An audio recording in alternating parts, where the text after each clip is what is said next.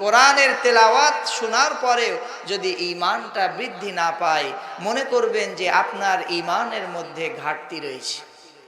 আল্লাহর নবী সাল্লাল্লাহু আলাইহি ওয়াসাল্লাম যখন মক্কার প্রাথমিক যুগে যখন দ্বীনের দাওয়াত গোপনে গোপনে দিচ্ছেন, আল্লাহর নবী আল্লাহ রাব্বুল আলামিনের কাছে দোয়া করলেন, আয় আল্লাহ, মেহেরবানি করে দুইজন ব্যক্তির মধ্যে যে কোনো একজন ব্যক্তিকে তুমি তোমার দ্বীনের জন্য, ইসলামের জন্য কবুল করে নাও।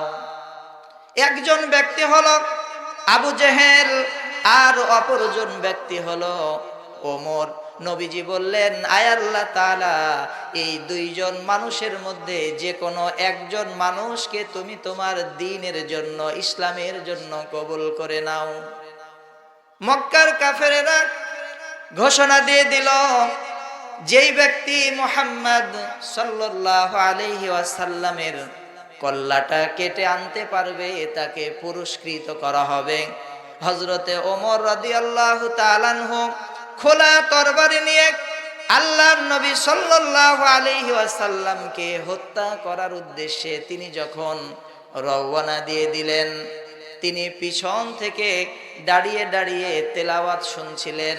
আল্লাহর নবী সাল্লাল্লাহু আলাইহি ওয়াসাল্লাম সূরাতুল হাক্কা তেলাওয়াত করছিলেন।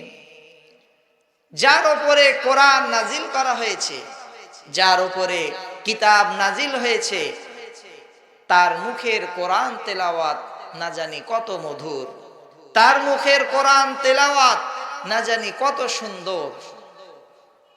হযরতে ওমরে ফারুক রাদিয়াল্লাহু তাআলা আনহু তিনি মনে মনে ভাবছেন, এত সুন্দর কবিতার মতো নবীজি তেলাওয়াত করেছে, এটা কোন কবির কবিতা?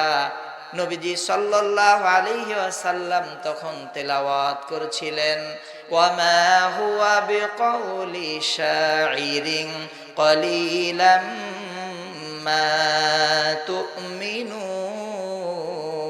জোরে বলি আল্লাহু আকবার। আল্লাহ রাব্বুল আলামিন এই জায়গাতে বলছেন যে না, এই কোরআনের কথাগুলো এটা কোনো কবির কবিতা নয়, এটা কোনো কবির ভাষা নয়, বরং এটা হচ্ছে আল্লাহ রাব্বুল আলামিনের ভাষা।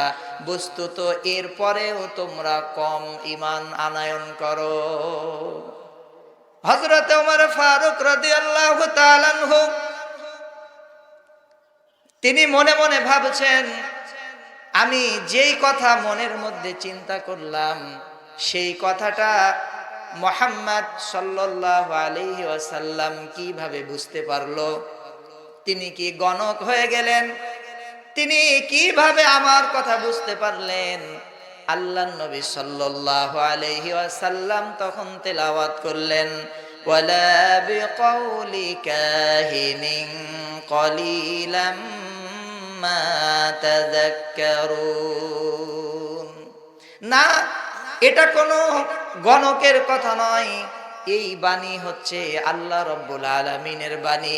এরপরেও তোমরা এই বাণী থেকে তোমরা কম উপদেশ গ্রহণ করো। আল্লাহর নবী সাল্লাল্লাহু আলাইহি ওয়াসাল্লামের মুখে কোরআনুল কারীমের তেলাওয়াত শুনে একটা পর্যায়ে হযরত ওমর রাদিয়াল্লাহু তাআলা আনহু আল্লাহর নবী সাল্লাল্লাহু আলাইহি ওয়াসাল্লামের হাতে হাত দিয়ে কালিমা পড়ে মুসলমান হয়ে গেলেন। বলুন সুবহানাল্লাহ।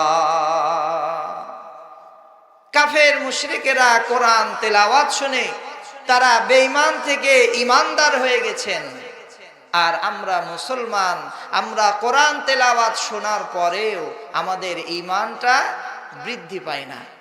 যদি আল্লাহর কোরআন তেলাওয়াতে আপনার ঈমান বৃদ্ধি পায়, আপনি মনে করবেন যে আপনার মধ্যে ঈমানের বেশি ঈমান রয়েছে।